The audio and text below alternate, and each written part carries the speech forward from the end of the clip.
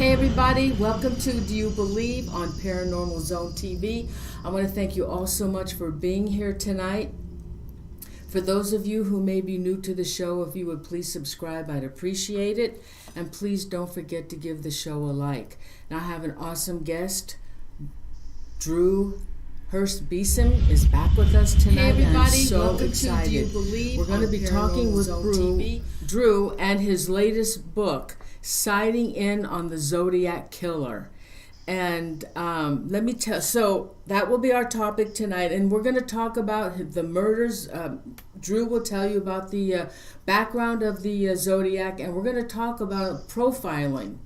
And Drew has a lot of information, and he's going to give us some more information that we may not know. So let me tell you a little bit about Drew. Drew Hurst Beeson, he has been exploring the unknown all his life. He's inspired by Coast to Coast AM and Unsolved Mysteries. Drew is on a mission to understand our mysterious world. Drew's first foray into true crime, writing his latest book, Sighting In on the Zodiac, Unmasking America's Most Puzzling Unsolved Murders. He is also the author of The Cloak of the Brethren and Asleep in Hell, and hosts a true crime conspiracy YouTube channel. Drew has been featured on many podcasts, including Coast to Coast AM. So with that, let's bring Drew on. Hey, Drew. Hi, Norene. How are you? Oh, I'm doing fine. So glad to have you back on the show. You're an awesome guest. Now, everybody, at the bottom of this video on YouTube, there's a link to his YouTube channel, which you need to check out. It's really awesome. And a link to his books. He's written some really awesome books. So, Drew, let's talk about the Zodiac. Now, there may be some viewers that aren't familiar with the Zodiac, so would you tell the viewers with the Zodiac and its crimes? Sure, absolutely. The Zodiac Killer, of course, that's a serial killer. And the Zodiac operated in the Bay Area of San Francisco starting in late 1968 through the better part of 1969. And when we talk about the Zodiac, there's really four specific crimes that the Zodiac committed that we call the canonical Zodiac crimes. And then there's some other crimes that are called the non-canonical crimes, which are also called Zodiac attributed, such as the murder of Sherry Jo Bates in Riverside, California in 1966. Some people think that's actually a canonical Zodiac crime. It's not. That's what is called a non-canonical crime. So starting with the Zodiac Killer's canonical crimes, they happened on a place called Herman Road. It's in Berryessa, California, just outside of Vallejo, California. And this happened on December 20th, 1968. It was I'm going to read from my notes if you don't mind. Oh, sure. It was 5 nights before Christmas, and high school students Betty Lou Jensen and David Faraday, and Betty Lou Jensen was 16 at the time, and David Faraday was 17, and they set out on their first official date together, promising Betty Lou's parents they'd be home by 11 p.m. Shortly after that time, passing motorists saw Faraday's Rambler station wagon and its occupants parked at a lover's lane spot along Lake Herman Road in Berryessa, California. Moments later, another driver noticed two seemingly lifeless bodies on the side of the road. Berryessa police and others responded to the scene and discovered Betty Lou dead with 5 bullet wounds in her back. David was found next to the Rambler with a bullet wound in his head, still breathing but near death. Bullet holes in the car's roof and back window indicated that the killer may have fired warning shots to force the victims out of their vehicle. Shell casings recovered at the crime scene identified ammunition as Winchester Western Super X copper-coated. Ballistic evidence indicated that the killer used a .22 caliber, possibly a J.C. Higgins Model 80 semi-automatic pistol. Investigators believe the two teenagers were likely random targets killed by a stranger for unknown reasons. Now, that's the very first crime attributed to the Zodiac Killer. And it's also important to note that at this time, no one's heard of Zodiac. This is just a very strange random killing of two very innocent high school students out on a first date. So nothing is being put together. Of course, the crime is being investigated. No one's heard the word Zodiac yet. So we fast forward to July 4th, 1969. And this is a pretty good time gap in between these first two canonical Zodiac crimes. And this one happened at Blue Rock Springs Park in Vallejo, California, so pretty close to the first site. And this is also what's considered a lover's lane. And it happens when 22-year-old Darlene Ferrin, who was a wife and a mother and a popular waitress at a Vallejo restaurant. On the night of July 4th, she picked up her friend Michael Mougeot, who was 19 at the time, and stopped her Corvair in the parking lot of Blue Rock Springs Park. Michael later told police that another vehicle pulled into the lot around midnight and then left, only to return minutes later. The driver got out of the car, shined a bright light, and fired into the Corvair with a 9mm handgun. Michael was shot in the jaw, shoulder, and leg. Darlene was hit several times. At 12:40 a.m., in a call later traced to a gas station payphone, a man rang the Vallejo Police Department and claimed responsibility for the shooting, as well as the murders on Lake Herman Road. This is the first thing that ties in the two crimes. According to the police dispatcher, the caller spoke in a low, monotone voice saying, "I want to report a murder. If you will go 1 mile east on Columbus Parkway, you will find the kids in a brown car. They were shot with a 9mm Luger. I also killed those kids last year. Goodbye." Darlene died on arrival at the hospital, but Mike Mougeot survived. Investigators were unable to identify any viable suspects. So that payphone call was the first thing that linked these two crimes together. And at this point, no one still has heard, there's nothing called Zodiac yet or anything like that. So after that, on July 4th, going into July 5th, where she died, just 3 weeks later, 3 letters were sent with a 3-part cipher. And I'll explain what a cipher is. A cipher is a coded message where symbols and letters represent another symbol, another letter, to uncover a hidden code, if you will. And that's what the Zodiac liked to do, is send ciphers and would hope people would figure them out and hide different clues, as he called them, in these ciphers. So on July 31st, 1969, 3 different Bay Area newspapers received a single letter with one part of a 3-part cipher. And if you put all 3 ciphers together, it would contain an entire message. And he ended the letters with those ciphers with the famous Zodiac cross circle logo. That's the circle with the X going through it. It looks like a gun sight. But in these letters, he does not say yet that his name is Zodiac. But he first uses the famous Zodiac cross circle logo. So not long after these ciphers were sent to the papers, the police got involved and everybody got together, and they were solved a couple of weeks later by a high school teacher and his wife, Betty and Don Harden. And it didn't take them too long. They figured that the killer would be somebody that had an ego, so they figured start with the word I, and then they thought that the letter kill would probably be in there, so they slowly started piecing it together, and they were right about that. So it had all that information in it. So that was the first Zodiac cipher solved, and it was called the 408 cipher because there's 408 characters in there. And of course, this cipher did not reveal the killer's name, unfortunately, but just some clues into his background that we can talk about later. So those are the first 2 canonical crimes, and you can see how they tie together. So on September 27th, 1969, on a Saturday in late September, college students Brian Hartnell, 20, and Cecilia Shepard, 22, were relaxing along the shore of Lake Berryessa, some 30 miles north of Napa, California.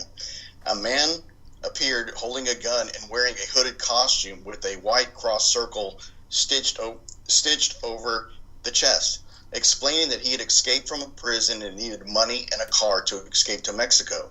The stranger bound their wrists with pre-cut links of plastic clothesline. Without warning, he plunged a large knife into Brian's back 6 times. He then stabbed Cecilia 10 times as she fought for her life.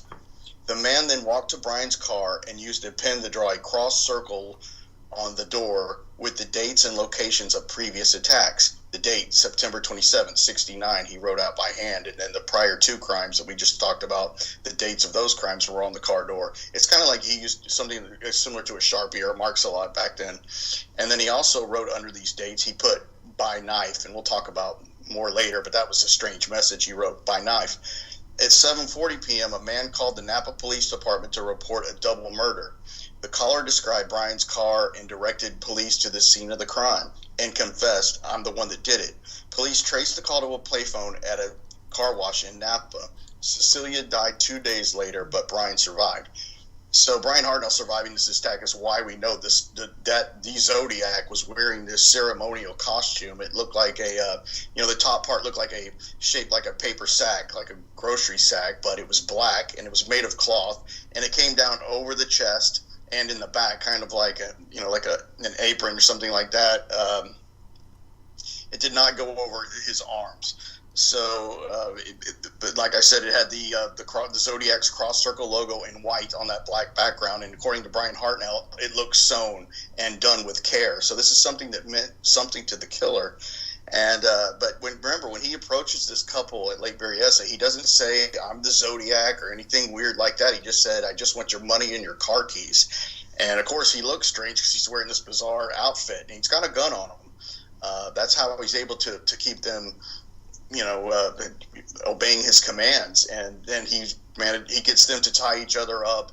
Then he checks the way they tied each other up and tighten them, and then they both laid on their stomachs, kind of hogtied, and then he begins to stab both of them. But fortunately, Brian Hartnell survived, and Cecilia Shepard died 2 days later, like I mentioned, but she was also able to give a very good description of what she could of the attacker, which was the Zodiac, of course. So that's the third canonical Zodiac crime. The final one happened in the Presidio section of downtown San Francisco, and it was the murder of a cab driver named Paul Lee Stein.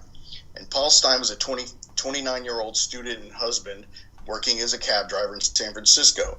That night, Stein picked up a fare headed for a destination in the upscale Presidio Heights neighborhood. At the intersection of Washington and Cherry Streets, the passenger shot Stein in the head and removed a piece of his shirt. The man walked away just before police arrived, but the police radio broadcast mistakenly described the suspect as a black man, and passing officers dismissed a white man resembling the correct description. Fingerprints found on the driver's side of the cab may have belonged to the killer, and a sketch was produced based on descriptions provided by witnesses. The case was considered a routine robbery until the office of the San Francisco Chronicle received an envelope with a letter from the Zodiac, which began with the words, "I am the murderer of the taxi driver." The envelope also contained a blood-stained piece of Paul Stein's shirt. The Zodiac denied he left fingerprints and claimed the police sketch was inaccurate because he had worn a disguise. So that is, in a nutshell, all four of the canonical crimes. And I forgot to go back and mention that the first time we hear of the Zodiac was actually on August 4th of 1969. After the Blue Rock Springs attack, he writes a letter to the San Francisco Examiner, and he says, it starts out with, "This is the Zodiac speaking." So that's the first time, was August 4th, 1969, when we first hear the word Zodiac. And then the following correspondence, he uses both the name Zodiac written out and the cross circle logo going together. So that's kind of the whole genesis of the Zodiac case. Okay, so in looking at these cases, now he has usually, his MO is going to secluded areas and shooting his victims. Now, Drew, how did he know these victims were in these secluded areas? How did he know, and how did he know they were there? I think he waited. I think he waited for the right time. I think the victims were chosen at random. Some people may disagree with that, but there's never been any real ties between the victims, despite what people might claim. There's really not. I think they were totally picked at random. When we speak of the Lake Berryessa attack with Brian Hartnell and Cecilia Shepard, they had actually planned to go into the city of San Francisco that day, but figured out that they didn't have enough time to get there and back. So it was a last-minute decision for them to go to Lake Berryessa. So that's kind of one clue into the fact that they were just chosen at random. A man was seen, that was called a voyeur that day at Lake Berryessa, who may or may not have been the Zodiac. He was seen by 3 college girls, I believe, and there was another sketch developed of that person that doesn't look much like the Zodiac sketch that came from Presidio Heights, but it does appear that he chose his victims at random, and he was waiting for the opportunity to strike. All right, so then these victims were killed in the Lake Herman area, in the Berryessa area. How did he even know these areas unless he was familiar with them, or maybe he lived in that area? That's an excellent point, and that's debated a lot between different zodiologists, as you can call us. That this person had to have been local or had some local knowledge from someone of where these lovers' lanes were, because Lake Herman Road, it was a small dirt road turnout. And it's a way to get to Berryessa from Vallejo. It's a pass through, and it's just a small little turnout, and it's pitch black there at night. When you're out there. So you had to have known about it, and it was absolutely a lover's lane. So that does really point to the fact that he had some local knowledge, been from the area, and knew Vallejo pretty well either way in the surrounding area. So it does point to that direction. Okay, these kids were young, teenagers, a couple of them were in their 20s. It's a suspect that maybe he knew, maybe he knew of families that had kids, or maybe he was married and we don't know, he might have been married and had teenagers, and that's how he found out about these spots where the kids would go. And another thing is, these 3 instances of the shootings, the first one in 1968 was done in the evening. The second one was done in the early morning, and the third one was done in midday. That doesn't seem... Now, this guy, did he work? Or did he... It would appear that he did. I mean, if you talk about profiling, because if you look at the murders, they all happen on weekends, or Blue Rock Springs, which was, of course, July 4th, going into July 5th, a holiday. So it did appear that something was constraining him during the week, a family, a job, something like that. That's highly speculated because of the time. And then in one of the Zodiac's letter, he said, I'm going to be cruising around this, on the weekend looking for victims. He mentioned, he specifically mentioned victims. And another thing he liked to say, it was a Friday night. I'm going to talk about this later as well. He called Friday night FRY, and there's a reason for that in my opinion. But he talked about Friday night, weekends, and of course the crimes happen on the weekends, and 4th of July holiday. So it looks like something, a family, a job, something was keeping him occupied during the week. Now, and then the killing of the cab driver, Paul Stine. That doesn't follow his MO. He's out in public. Why he took a cab?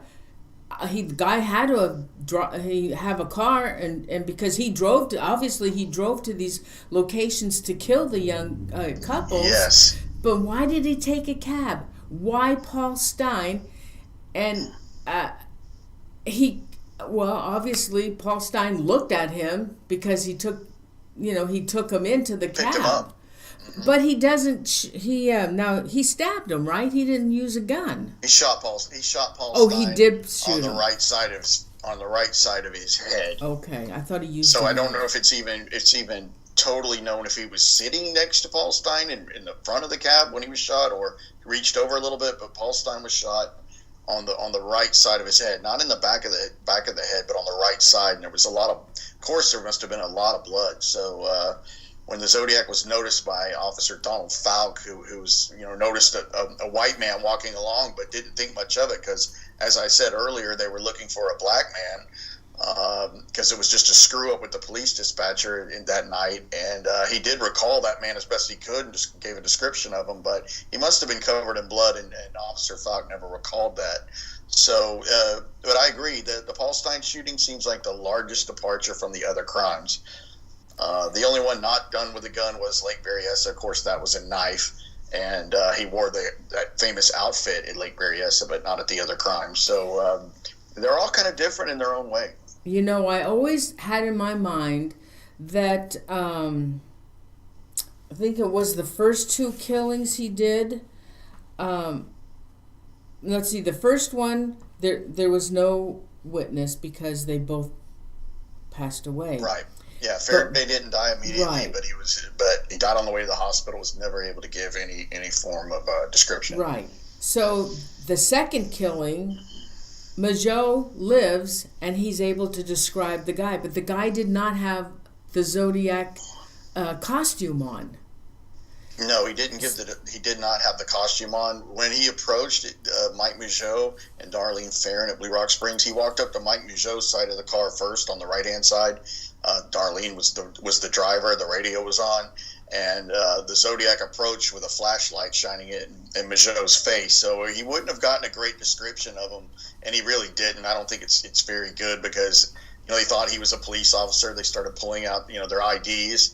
And before he knew it, with that flashlight in his face, the gun started going off and he was being shot at. And so he gave a description, but never mentioned anything like the costume that was worn at Lake Berryessa later on. And Hartnell survived and gave a description.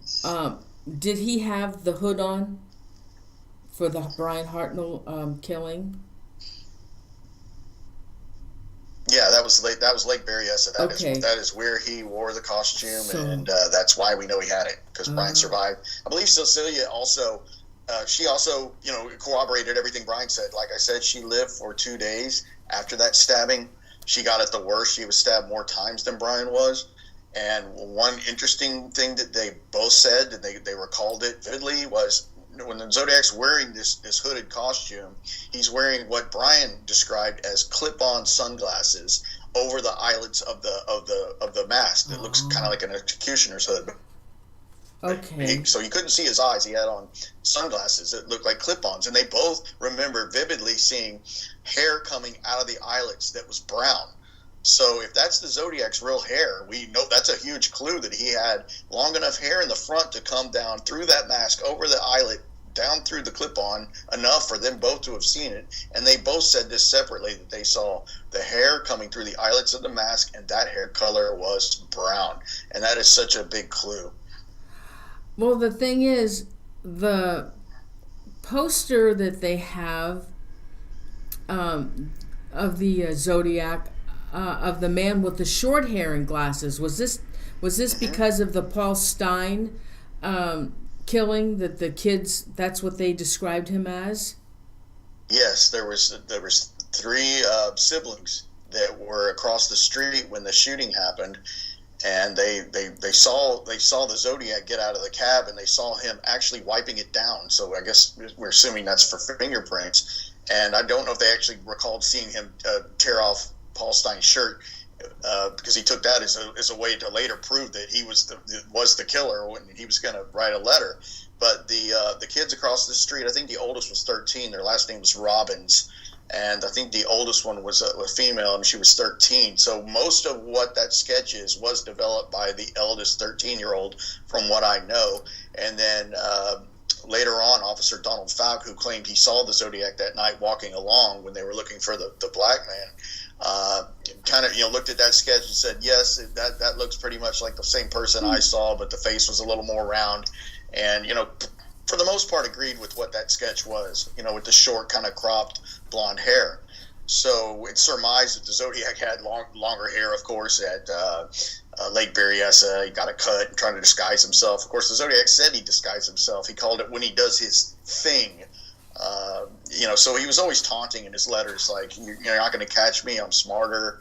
I'm leaving fake clues and things like that. So it is a departure from that. So if you're going from hair coming out of the eyelids, of course, some people will say at Lake Berryessa that maybe the Zodiac Killer was wearing a wig under that hood. Oh. And I don't really agree with that, because when the Zodiac approaches them, he's waiting kind of in the wings, kind of up the hill, and he's kind of spying on Brian and Cecilia, and then he walks up on him. Well, Brian Hartnell was 6'7", tall guy. he probably did not want to get into some kind of altercation with Brian Hartnell. And Brian Hartnell actually was thinking at one point of making a play on the Zodiac's gun and and getting it away from him. But he thought, we'll just stay calm. He's only robbing us. And Cecilia actually talked him out of doing that. But wearing a wig under that hood would not have been smart if some kind of physical altercation happened and that wig would shift over his eyes inside that encased hood, and then he can't see, and then Brian's going to really have the upper hand. So I don't buy that. I really do believe the Zodiac had hair that long on that date. And you think that when he went into San Francisco, he had cut it to have a different... But why would he do that, Drew? I don't understand. Why would he go into San Francisco with no disguise? What was he doing? Did he want to kill a cab driver? Do you think that's what he was up to? That's heavily speculated on by everybody that follows this case. Why the departure? It's not the first time. It's not a couple. It's a single male. Some speculate that maybe because he left two men survive, and Michael Mageau and Brian Hartnell survived, and maybe he was being taunted. I think Paul Avery, the newspaper at the San Francisco Chronicle, taunted him a little bit, but maybe he thought it was, kind of a insult to his manhood that he left two men leave, so now he's going to go get a single male target in Paul Stine. I've heard that speculated on, but we really don't know why Paul Stine and why why change up everything like he did, and he really did come close to getting caught that night, and it was extremely risky. I mean, even if he changed his hair or whatnot, he's just walking along casually, and I do believe that Donald Falk saw the Zodiac Killer. I really do, and he could have easily been caught, but he wasn't. So it's really unfortunate, but it's strange. It's still speculated on this to this day why he did that and changed his MO completely, going after a single man. Now talk about Cheny Jo Bates. You're writing a book on her, aren't you? No, I was actually thinking about writing a book on the what we call the non-canonical crimes that I mentioned, and I still might. I got kind of involved in a couple other projects, but there are a lot of non-canonical Zodiac crimes, and the most well-known is the one you mentioned, the Cheny Jo Bates murder, and that happened in Riverside, California, which is closer to Los Angeles, so we're far away now from the Bay Area. Right. And this is also earlier. This is Halloween Eve of 1966. Right. And Cheny is a student at Riverside College, and she goes to the library. She tells her father she's going to the library, and at some point she leaves the library, and her car is disabled. Someone has disabled her car. Well, she's found stabbed to death somewhere. I don't remember what time it was. Much later in the evening, she's found stabbed many, many times violently. I mean, I know I talk about the Lake Berryessa stabbing from Zodiac. Yes, he stabbed him too, but the way that Cheny Jo Bates was stabbed was extremely violent. It seemed like it was personal, and there's lots of speculation on who may have done it, and that came to be a Zodiac crime because there was letters written after that, like the Zodiac crimes. Her father got a letter, the police got a letter. It's called the confession letter, and it doesn't say I'm the Zodiac. That word never shows up in any of the Cheny Jo Bates correspondence, but it's very similar. There was a desktop poem that was scratched into a desk that was kept at the library at Riverside, where it was a really cryptic, talked about blood spurtling, dripping, really, really sadistic kind of stuff. And my opinion on that personally is I don't think that the Zodiac Killer killed Cheny Jo. I think it's possible he wrote the letters, but I do not think that he murdered Cheny Jo Bates. But he did claim credit for it later when he said, in one of his letters, he says, "I see you have stumbled upon my Riverside activity." Mm. So that's how that came together. And the whole tip-off, which is really getting into deep Zodiac stuff, is how anyone put it together to even possibly be a Zodiac crime. Of course, Paul Avery, the San Francisco Chronicle reporter, was tipped off that may be a Zodiac crime. And if people are familiar with the movie by David Fincher, Zodiac, it goes through all that. Of course, Avery's played by actor Robert Downey Jr., where they go down to Riverside and they investigate this. And that lead supposedly came from an informant named Phil Sins, S-I-N-S, and it's really muddy how it all came together, but it's strange how Paul Avery gets the lead on that possibly being a Zodiac crime. he claims that he killed 37 people. Did he name the others that he killed? Did he name the others? No, he never did. He claimed credit for. We're almost positive he obviously claimed credit for things that he didn't do, but he never named the others. No, not at all. There was a lady that was abducted named Kathleen Johns that happened on March 22nd, 1970, and outside of San Bernardino, California, and she was picked up by a stranger. She was with her young daughter. She was pregnant at the time, and he drove her around and scared her, basically, and was going to attack her. And she, in a daring escape, jumps out of his car and kind of, like near an overpass, and then basically gets away from her. He comes back and looks for her over on the ground, but an 18-wheeler comes by and he gets scared. So the police finally pick up Kathleen Johns, take her to the police station, and she sees a wanted poster for the Zodiac Killer on the wall, and she points at it and says, that's the man that abducted me and my daughter. And later they found her car burned out. So that the Zodiac, in one of his letters, also claimed credit for that incident, saying, I gave a lady a very interesting ride the other day. So, and a lot of people are not convinced at all that what Kathleen Johns says is true. Her credibility suffers immensely. So I don't know how that all came about, but it's another one of those non-canonical incidents that it's called Zodiac attributed, I guess. What was her age? Kathleen Johns was 22 years old. There you go. They're all from 16 to 22 years old. Yeah. If Kathleen Johns is a legitimate Zodiac, it would be very interesting, because she said she saw children's clothes in the car. And that would lead you to believe that the man, the killer, if that is Zodiac, had children. Because why would he have children's clothes in the car? And she estimated them to be close for maybe a 7-year-old or a 9-year-old, something in that range, younger kid. And that would really narrow down, because the vast majority of Zodiac killer suspects do not have children. Wow. Well, it sounds like he has something against that age group for some reason. Now, let's see. Michael Mageau gave a description. Let me find it. He gave a description of the Zodiac. He said he was a white male, 26 to 30. Okay, he could have been closer to the 20s, 200 pounds or larger, 5'8", light brown curly hair, and a large face. Now, that doesn't sound like the description of the man that they have on the poster. Do you think? No, and I don't think Mike Mageau got a good look at him. And Mike Mageau also used the word stocky, and that's one term you hear from every witness to the Zodiac was stocky, or Donald Fapp said the word barrel-chested. So that's the only thing I think Mageau said that kind of lines up with the other witnesses was stocky or barrel-chested. I think Mike Mageau estimated his height around 5'8". It's kind of low for the Zodiac from what you hear from the other witnesses. And like I said, he's just not a good witness. He had first thing he knew, a flashlight was in his face and he's being shot at. So he just didn't get a good look at the Zodiac.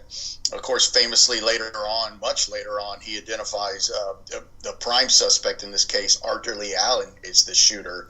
And I think he was kind of pushed into that, making that pick out of a lineup, of a photo lineup to pick Arthur Lee Allen.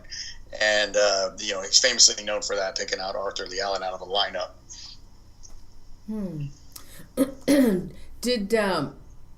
So he's claiming 37 other murders. Were there any other murders that fit that MO that the killer was never identified to? No, but there's just so many other crimes that could have been Zodiac, and there's other non-canonicals that people think may have been Zodiac. Like I mentioned, the murder of cab driver Ray Davis in Oceanside, California. In 1963, there was a couple murdered on a beach at Gaviota Beach. Linda Edwards and it was called the Dominguez Edwards shooting. I think it was Robert Dominguez and Linda Edwards. They were a couple that were going to get married. They were seniors in high school. They were actually on senior skip day on Gaviota Beach in California, and they were attacked by somebody, and he killed them both. And I think it was a 22 round, similar to what was used at Lake Herman Road. So that's another possibility of a Zodiac crime. And I think of all of the non-canonical crimes, that would probably be the one that I said the most looks like a Zodiac crime, because it's very similar to Lake Berryessa. Although we used a gun instead of a knife, it's a couple or on a beach, the water element. So there's a lot of things tied in there. But of course, they were both killed. Neither one of them survived. So no witness to that attack. So and then in 1970, he sends a letter threatening a bomb on a school bus, and orders residents of San Francisco to wear buttons with the crosshairs of Zodiac symbol. Yes, the famous button letter. He wants people to wear some nice Zodiac buttons with the cross circle logo, like you said. White with the cross circle logo is what he wants to see. And he gets this from, at the time people were wearing, there's a Melvin Belli, it says Melvin Eats Blubber, and, Black Power was a popular one at the time. So it was kind of that, that hippie culture and that kind of thing, I think is where he was drawing that from why he wanted to see his own buttons. So definitely had an ego. Do you think he was a hippie? No, I don't. I think he was familiar with the hippie culture, but I don't think he was a hippie. And then he also sent a letter declaring that each new victim meant more slaves that he will collect in his afterlife. Slaves in the afterlife. That's what he claimed. That's something that comes up over and over in his correspondence. He also liked to say there will be his slaves in paradise. It was his favorite. And of course, he spelled paradise Paradice. The Zodiac love plays on words. Like I said, Friday night, he would say FRY night for Friday night. He loved it, plays on words. And he wasn't a bad speller, because there's fortunately so much Zodiac letters in correspondence. You'll find him spelling a letter correct in one place, like cipher, and then CIPHER, and then later he will spell it CYPHER. He just liked to spell things differently, where you read it and it'd still be correct phonetically, but it's spelled wrong on paper. This is something that he really liked to do, which is also interesting. Is that something that Arthur Lee Allen did, that it was well known for doing way before the Zodiac crimes? Is something he did. He'd make a grocery list and he'd put eggs, AIGS, just as to be funny, basically. So it's really interesting that Arthur Lee Allen did that, and the Zodiac did that as well. I had just thought about this the other day, because I had done a show on it, on the masked murderer in Arkansas. The Moonlight Murders? Yeah. Yeah, very similar. I think that was 1959. The Texarkana Moonlight Murders. That's it. Yeah, Lover's Lanes. Yeah, that's the same very thing. Similar to Zodiac. Was he identified? No, but I think there was somebody that they really felt pretty strongly was the person. I can't recall the name. I'm not really familiar with those, but I think there was somebody they really heavily believed that was him, but no one was ever captured or tried for it or anything like that. I don't think that was the Zodiac, by the way, but a lot of people believe he was influenced by those particular killings. All right, so let's. I'm really curious about his personality. And if you do think that he possibly could have been married with children, what do you think? Well, I mean, I have to be honest. I have a suspect in this case, and this suspect had two young children and was married. I think that if you look at a lot of the things you would attribute to the Zodiac, just from what we know, what we know about him is a lot of people suspect a military background, and what I suspect and believe that he had a background as a hunter. If you look at things that he said in his letters, he said picking off the kitties as they come bouncing off the bus. He says picking off. That's a term like a hunter would use. And when you talk about Lake Berryessa, he's using a long knife. Brian Hartnell said the knife was a foot long. I mean, not including the handle, like a very, very long knife, and it looked like he had a custom made sheath for it. And he had to be able to stab people like that, even though he left them both alive, Cecilia for 2 days and Brian obviously survived. I would think that you had experience with animals first to be able to do that. I mean, of course, you could make the argument that he had done that with people before because we don't know, but I always felt that the Zodiac was a hunter. And, of course, the first decoded cipher, the 408, that the Hardens deciphered, he says, I like killing people. He's referring to the movie The Most Dangerous Game, and he says, I like killing people. It's more fun than killing animals in the forest. Because man is the most dangerous animal of them all. So I always felt the Zodiac had a hunting background. And they didn't use DNA in those days for analysis for crimes on the scene. So, but did they... Wasn't it Vallejo Police Department that was going to get some DNA? Yes. It's been about 2.5 years now, where Vallejo has their series of letters that were sent to them that they're in their possession, and they sent them off to try to get a DNA profile from them. And at this point, I would think that they were not successful. They never officially came out and said what happened to that. It's been 2.5 years now, and they never came back and say we have a profile, or we don't have a profile, or we're doing genetic genealogy. Trace DNA like they did to catch the Golden State Killer. Of course, that's how he was caught. They traced his, the genealogy from the DNA, and were able to narrow it down to find him. And I don't think they were successful. Now, San Francisco Police Department DNA lab claimed they got a Zodiac DNA profile from one of the letters that they received in 1969, and it was a really weak sample. It was 4 out of 9 DNA markers. And what was later concluded was that the sample that they got came from the outside of one of the stamps. So if that's the case, it doesn't belong to the killer. It could have been anyone that handled that letter, the postman, anyone that carried it up there. So there's really no real confidence in that sample. Some people were tested against it and didn't come back positive, of course. Arthur Lee Allen was tested against that sample and came back negative. So with everything that Arthur Lee Allen had going for him as a suspect, of course, Robert Graysmith wrote his famous book, Zodiac, and that book is about Arthur Lee Allen being the Zodiac Killer. And then David Fincher makes the film out of the movie and really raises the profile. But Arthur Lee Allen has a negative test against that sample, and but still considered the top suspect to this day.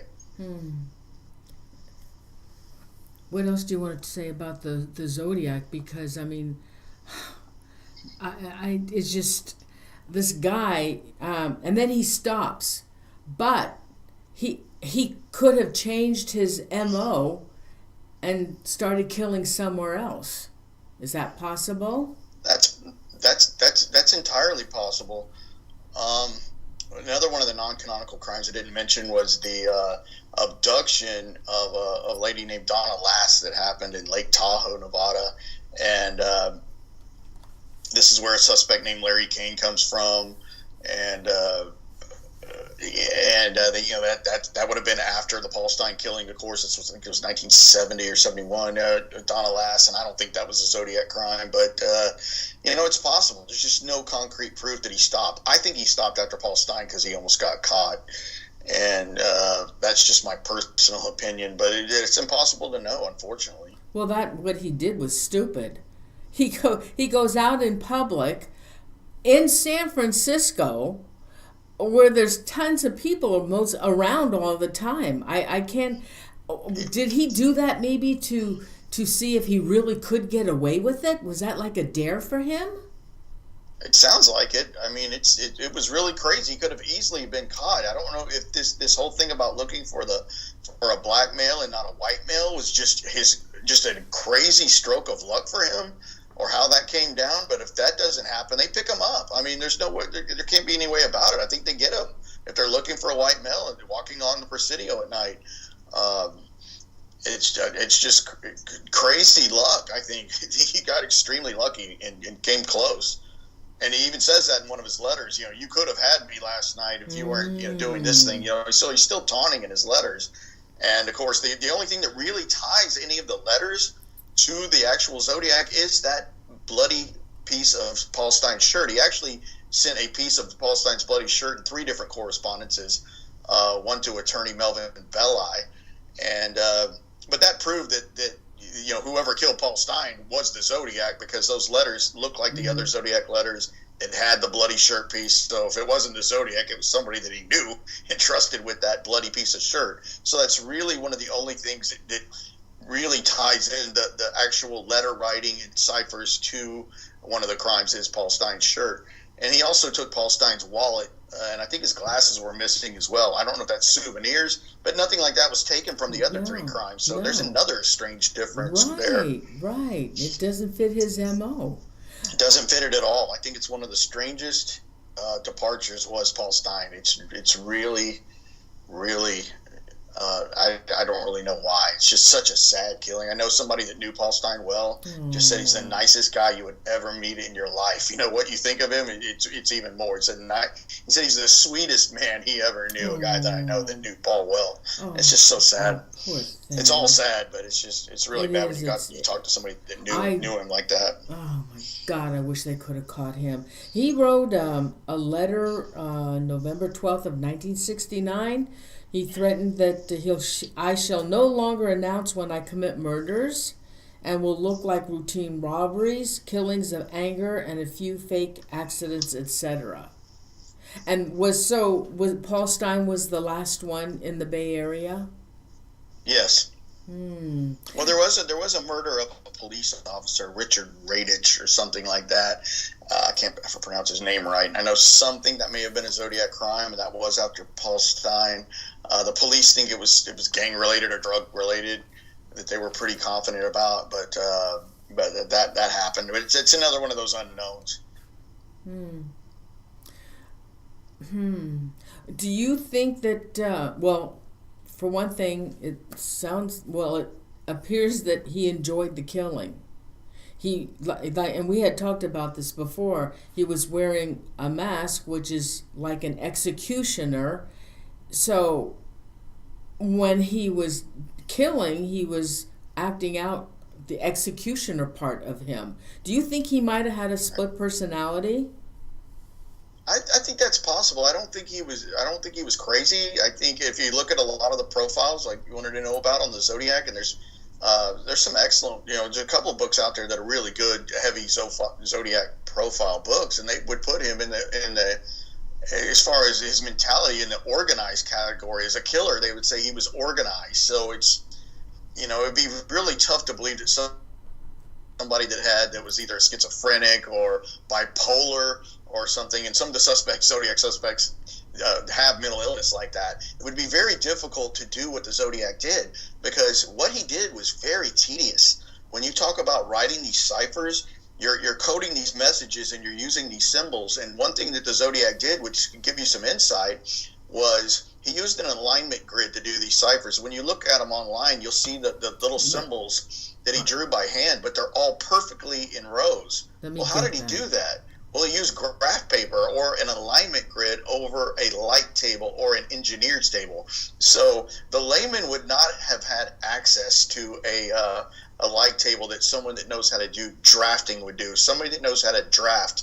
I believe the Zodiac Killer knew how to draft, like write symbols in his vocation, writing symbols out by hand, knowing, similar to calligraphy, where you would use a pen with a nib on it, or an engineering set, where back then, before the days of AutoCAD, you know how to do this very tedious work using a light table, using that piece of paper with a piece of graph paper under that he's writing them on. That's why they're perfectly straight, horizontally and vertically. And then you look at his handwriting, it's this crazy looking. His letter D's are very hard slanted to the right, which is obviously he's disguising his handwriting, which is interesting why he would disguise his handwriting. It's like he knew he might be looked at some point and wanted to hide it enough. But I believe the Zodiac could draft, and he had a background in drafting. Yeah. I'm showing... so those symbols, yes, they're perfect. And not only that, they're all... Perfect. They're all in alignment. But he also wrote something. I'm trying to enlarge it. Let me see. Okay. I don't know. Okay, here we go. I'm trying to enlarge this. I know you can't see the screen. All right, so one, I guess, is a letter. Okay, they're underlined. Now that one is not lined up at all. Yeah, sometimes he would write some symbols below a particular letter, like the Z32 cipher. He wrote at the bottom of a letter. Other than what is the 408 or the 340 that was solved back in December, last December, which was very exciting when that was finally broken over 50 years. It took three super smart guys in a computer program to break it. But if you look at the 340, the long ones, basically, the 340 and the 408, they're perfectly lined up. Wow.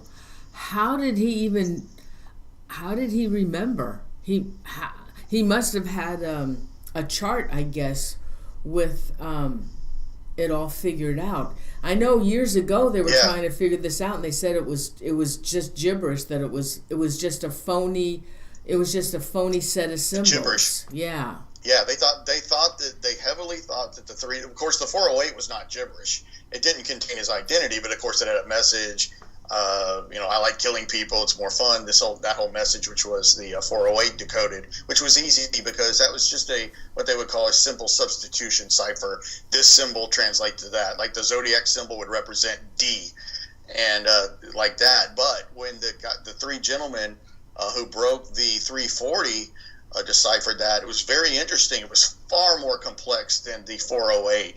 He did what's called. I want to read this really quick when I'm talking about it. It gives you insight into how mathematical the Zodiac was. This wasn't just a guy that picked up ciphering as a hobby. He could think mathematically.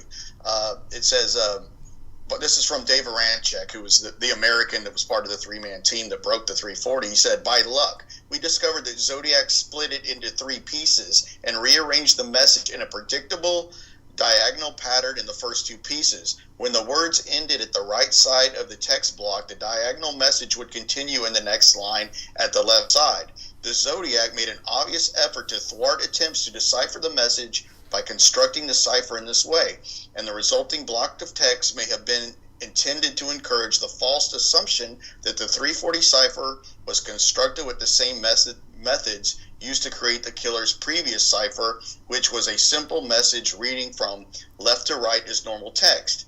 By rearranging the message into three parts disguised as one block of text, the Zodiac may have believed that most people would never look beyond its appearance to discover the actual method used to hide the real message. So, far more complex. That's why it took so long to break it, but it wasn't gibberish. It was a message in there. Of course, it did not contain his name, unfortunately, but it was more of this slaves in paradise, and that wasn't me on the TV show. Of course, he's referring to when someone called into the Phil Dunbar show back in the Zodiac days and claimed to be the Zodiac. Well, that turned out to be a mental patient that they ran that guy down, but he said that wasn't me on the TV. I'm not going to the gas chamber. The typical, what we call the Zodiac rhetoric, but it wasn't gibberish. There was a code in that message. The ciphers today that remain unbroken is what one is called the My Name Is cipher, where he said he's going to put his name in there. It's 13 symbols. And according to Dave Aranchek, who led this team of guys that broke the 340, he said that cipher is just too short. There could be so many possibilities for a 13-symbol cipher that it's impossible. I think recently a guy in Italy or France claimed that he broke it a couple of months ago. That was in the New York Times. It's nonsense because it's really impossible to come up with a real solution for an only 13-symbol cipher. This guy has to have had a high IQ to do this. Yes. Yes.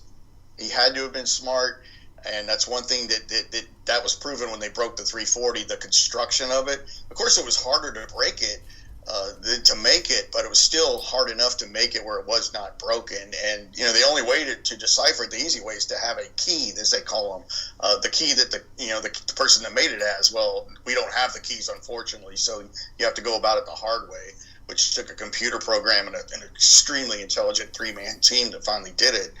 But he was a smart guy, like I said.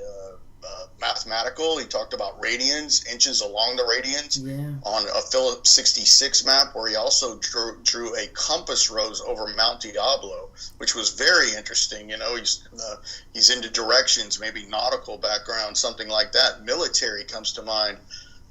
So that's the background we're going in. Maybe he had a sewing skill, because, like I said about Lake Berryessa, he had a cross circle logo that Brian Hartnell said wasn't just slapped on with some paint. It was done with care, as in sewn. So he probably didn't go down to the local seamstress to make this bizarre thing. He did it himself. So they think the Zodiac had a sewing skill, among other things. You know, I'm about 10 miles from Mount Diablo. I wonder why he picked Mount Diablo. I don't know. Maybe he lived close to it at the time and just was inspired by it, and maybe he was going to hide his bus bomb there, but he did. He used the Mount, they call it the Mount Diablo letter, where he drew that compass rose right at the tip of Mount Diablo with magnetic north drawn in, and he used the Zodiac cross circle logo, and he made that into a compass rose. With the circle, the X going through it, and he had north for magnetic north on either side of that map. So it was very interesting, just kind of getting into his head. And of course, he talked about radians, inches along the radians. I mean, this is a mathematical person. That's why I've never understood why people present suspects that have absolutely no mathematical background. It's clear to me that he was probably had some post-secondary education in mathematics or a field similar to that. Now, they had 2,500 suspects, and none of them were charged with these murders. I wonder if any of these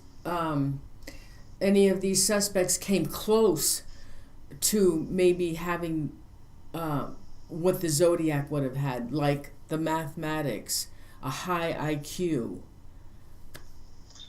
Well, one did, in my opinion. One of them had a lot of it going for him, and a lot of crazy circumstantial stuff as well. And of course, when we talk about the prime suspect in this case, it's Arthur Leigh Allen. And Arthur Leigh Allen was a really strange guy. He acted strange. He had a movie done about him in Robert Graysmith's book. It was about Arthur Leigh Allen, and a lot of law enforcement that looked into Arthur Leigh Allen were convinced that he was most likely the Zodiac Killer. His handwriting didn't match, and he was born left-handed, but he was taught to use his right because it was a scourge to be left-handed, so they surmised that maybe he wrote the letters with his right hand to disguise his handwriting. But a lot of the people that looked into Arthur Leigh Allen were convinced, because there was so much good circumstantial evidence for Arthur Leigh Allen. Did not have a mathematical background, but he had so much other things going for him. Number one, he had a Zodiac wristwatch. And when I talk about the Zodiac wristwatch, it had the name Zodiac, and it had the famous cross circle logo. And I can't tell you how rare it is for those two to come together. You could have the Zodiac, like in astrology or whatnot, in the word, and then you could have something that looks like the cross circle logo that means something else.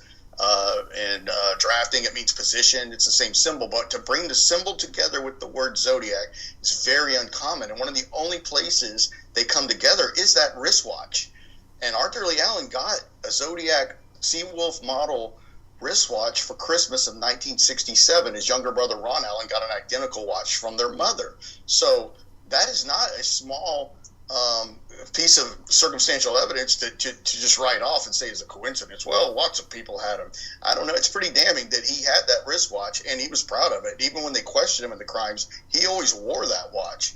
Other things that tied Allen were the fact that he liked to misspell words like that. His sister-in-law said he would use the word trigger mega lot. That came up in one of the Zodiac letters. Just a lot of stuff around Arthur Leigh Allen really was intriguing circumstantially. And there's a good reason why the police were looking at him so hard, but they could never close the deal. He had his trailer searched. He had a trailer in Santa Rosa that was searched the first time.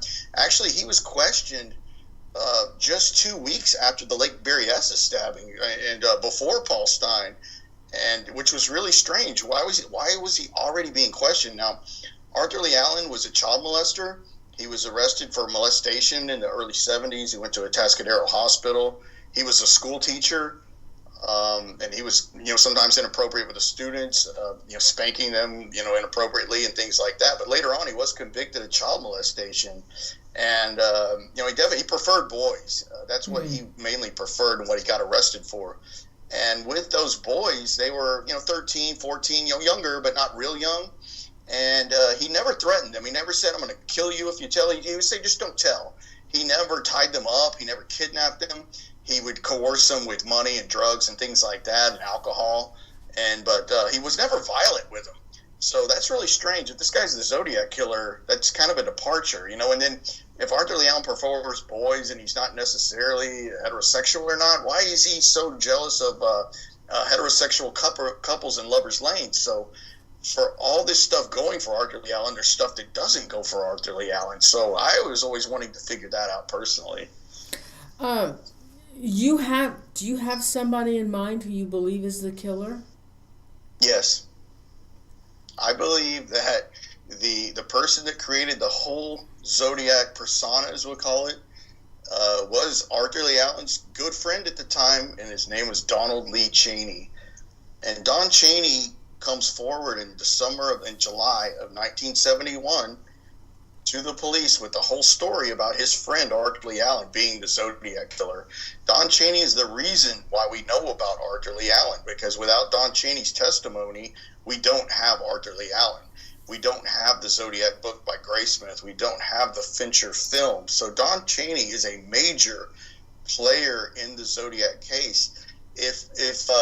Even if somebody does not believe he's the killer, he is a major player, because without him, we don't have our prime suspect. And without his story, we don't have a prime suspect. The problem with Cheney's story is it's just flat out not believable. He made a lot of inconsistencies in it. And when you get into Don's background, it's far more interesting than Arthur Lee Allen's. Don Cheney was a mechanical engineer. Knew how to draft, would have had a drafting table. He was in the Air Force for 2 years. He had amazing sewing skills. One of his best talents was making leather sheaths for his carbon steel knives that he liked to sharpen. Don Cheney was an avid big game hunter, not just the day hunts. He would go on long hunts into the woods, killing game, cooking it, eating it. A really avid hunter his whole life. He tries to downplay this in some things and say it's just something he did when he was young. That's not true. He's an avid hunter his whole life, as long as he could walk. So when you dig into Don's background, you find so many more features you would expect to find in the Zodiac. Mathematics, mechanical engineer, drafting. When he was in the Air Force, he was trained to be a navigator at Harlingen Air Force Base. I mean, that's using the compass. Things like that. Celestial navigation he was trained in. He's got all the goods. Don Cheney was stocky. He was barrel-chested. He was 6 feet tall. Cecilia Shepard gave a good estimate of the Zodiac's height at Lake Berryessa to Deputy Dave Collins, who stood, when Cecilia was stabbed, she was horribly wounded, but she was still lucid. And he said, he gave her his jacket to keep her warm because she was lost so much blood, but she was lucid.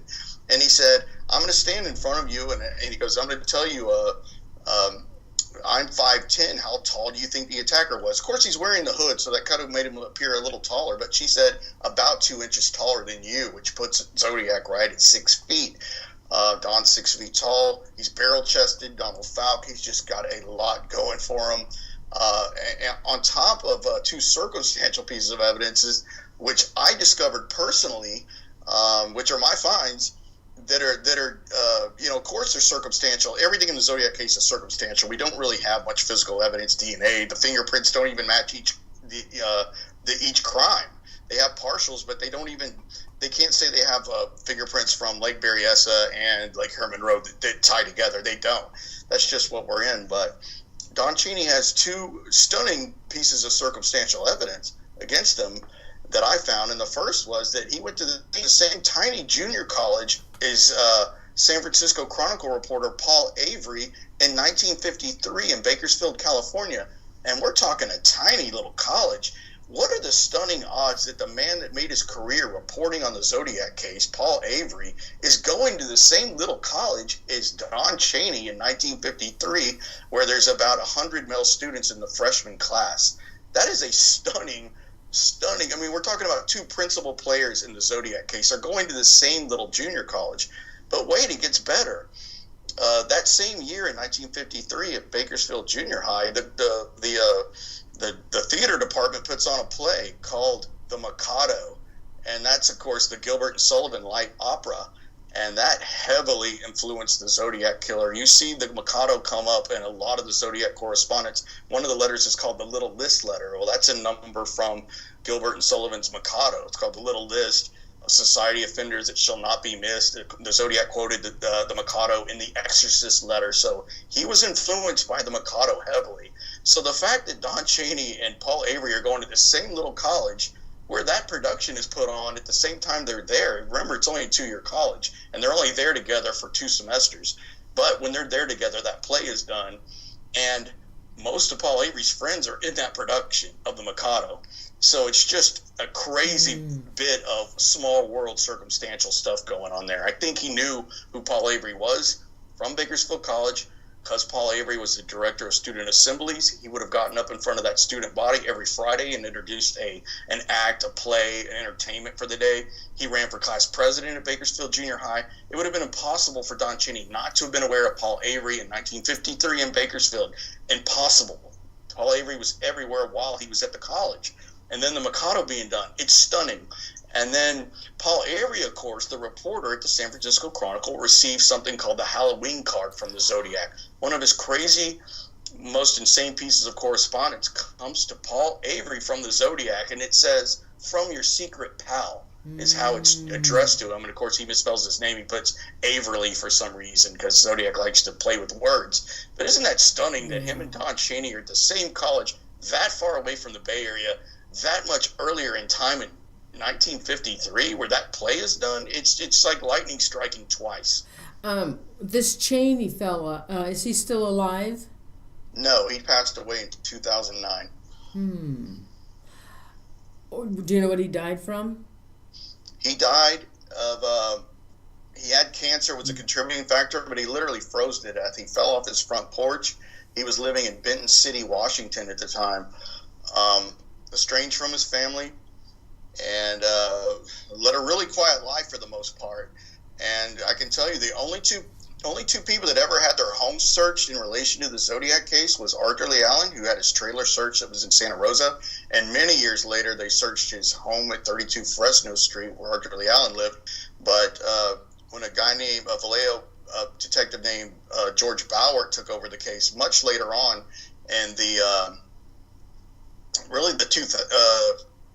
around 2004 or 5, he started researching the case pretty hard.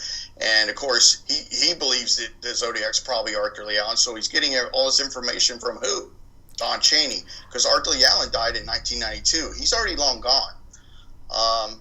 So what does Don Cheney do? And all this is going on, and they're talking about maybe getting this DNA sample from the San Francisco Police Department. Don Cheney comes forward and says, "I licked Arthur Lee Allen's stamps." Well, why would Don Cheney say that? A smart guy, a mechanical engineer. He says, "I licked Arthur Lee Allen's stamps." Why on earth would he say that if he wasn't afraid that his DNA was going to show up on those letters? There is no other reason. You can analyze it till the cows come home. There's no other reason he would have said that. He was worried his DNA was going to show up. And he says this in his name was Arthur Lee Allen documentary on YouTube, which was put out at the same time as the David Fincher film. And when I first watched that video and he said that, I locked into that guy. And what I found was stunning. There's no other reason he would have said that. He could have, if he was worried about Arthur Lee Allen coming up negative, he could have just said he didn't lick his stamps or the neighborhood kids did it. But Don says, "I licked his stamps."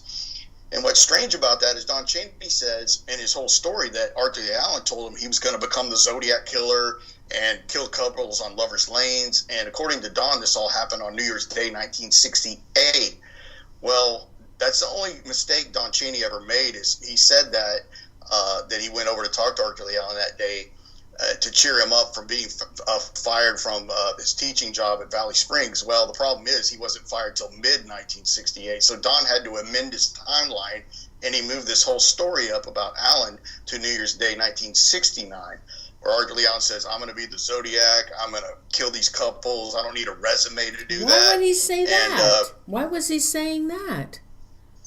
Well, this is Don's story. This is why Arthur Leigh Allen is a suspect. Arthur Leigh Allen's the top suspect because of Don Cheney's testimony about what he told him mainly on this New Year's Day. Now, 1969, Don moved that up a year because he realized he screwed up. And that's really one of the few mistakes he makes. And he's talking about he came over there and looked at Arthur Leigh Allen's watch that he got for Christmas on New Year's Day, 1969. Well, the problem with that is Arthur Leigh Allen's already had that watch now for 13 months. He got it before Christmas of 68. So here's Don screwing up his story. He can't keep it together because he's not telling the truth. So why would he do this? Why would he make all this up? Why would he make up this story about his friend being the Zodiac Killer? It doesn't make sense. Why is it not consistent? If Arthur Leigh Allen was the killer, why didn't the police thoroughly investigated Allen? Why didn't they find what they needed to find to convict him? It wouldn't have taken much because the suspicion was on him heavily. Why did Don Cheney come forward with this story about Arthur Leigh Allen? That is the crux of everything. Wow. And so you must have been researching this fella for a long time. Long time. Let's see. What was his age at the time of these killings? Don was 34 years old. In late 68, he was 34 years old. He was born in 1934, same year as Paul Avery. Same year and month as Paul Avery, April 1934. Was he married? He was married. He had two young children. Mm-hmm. And where did he later live? Estranged from his family. Okay, so where were they living? His family moved to the East Coast. No, when he was here, where was he living when he was married? Now, when he was here, that's one of the things that kind of is for and against him. But when he was here, he lived in 1965, he was living in downtown San Francisco, working for an engineering company. And then at some point, he loses that job, which is interesting. As smart as he is, he can never keep a steady job. But at the time of the Lake Herman Road shootings, he lives in Concord, which is right outside of Mount Diablo. That's right next to me. That's right next to me. That's the city right next to me. Yeah, he was living in Concord. So after that fateful day, according to Don, of New Year's Day, 1969, he leaves the Bay Area. For good, according to him. And so he's not living in the Bay Area for the 3 additional canonical crimes. So what does that mean? It means he had to have driven back up to do these crimes. And he may have had help from Arthur Leigh Allen mailing the letters, because a lot of the letters were mailed from the Bay Area. So they would have been not so difficult for Don to come back up and do the crimes, the 3 more. Being an avid hunter, fighting with his wife, hey, I'm going to go hunt for 4 or 5 days. He would go on long hunts like that. So it wouldn't have been that big of a deal. But a lot of correspondence moved from San Francisco. My theory is that Allen was a somewhat willing participant in helping to mail the letters. Maybe Allen and Cheney got together and decided they were going to, take credit and jerk the cops around, so to speak. And Allen never really knew that Cheney was making good on doing the actual murders. If there's something like that explains this, because when you put the circumstantial evidence together for Cheney and Allen together, it's overwhelming. It literally blows away every other suspect. It does. It's just it's enormous. The circumstantial evidence, when you combine the two together and what they could have covered together, it's amazing. I definitely don't think Arthur Leigh Allen would have been at Lake Herman Road. His feet were bad. He couldn't have made the walk. Arthur Leigh Allen didn't really look like the sketches at all. I just don't think it was him actually doing it. He may have been with Cheney at Lake Herman Road. It looks like there may have been a shot from another gun on one of the shell casings. So the whole crux is in there. But like I said, the circumstantial evidence between these two guys is amazing. And why would Don ever come up with this story? There was people speculate that and because Don Cheney said early on that Arthur Leigh Allen tried to molest his daughter, and that whole story never really washes, because his daughter would have been really too young when that happened. Some people theorize, well, maybe Don was mad that Arthur Leigh Allen tried to molest his daughter. This whole incident, was that Arthur Leigh Allen touched Don's daughter's bottom. It wasn't this full-on thing. I know that's bad, but that episode apparently would have happened in 1967. So remember, Don doesn't come forward with this story about Arkley Allen until July of 71. If he was that bad, do you think he's going to wait till July of 71 to get his revenge by claiming that his buddy was the Zodiac? That's preposterous. The reason Don comes forward in 1971 is he created the Zodiac persona. He wants to insert himself into the case and enjoy what he created. Similar to what BTK did, the BTK killer, where on an anniversary of one of his crimes, he sends in stuff to the police, the media, and then he sends a computer floppy disk from back in the day that was stripped, and they managed to recover it and found that where he was the head of his church, president of his church club or whatever, and they saw his name, Dennis Rader, the BTK killer. That's how he got caught. He was inserting himself back into the case because he looked back on it fondly. Well, I think that's what Don did. I think he created it and wanted to live vicariously through it by coming forward to offer help. Hey, I'm going to solve your problem. I'm going to tell you who the Zodiac was. It was my buddy, Leigh Allen. That's who it was. And Leigh Allen was interesting enough to investigators that some still, to their dying day, believed Arkley Allen was the Zodiac killer.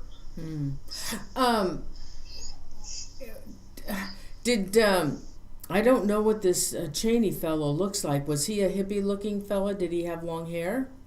Did he match the description? He did in 75. He didn't in 65. I've got photos of him for 65. From 75, he had long hair in 75, but that was kind of a little more common.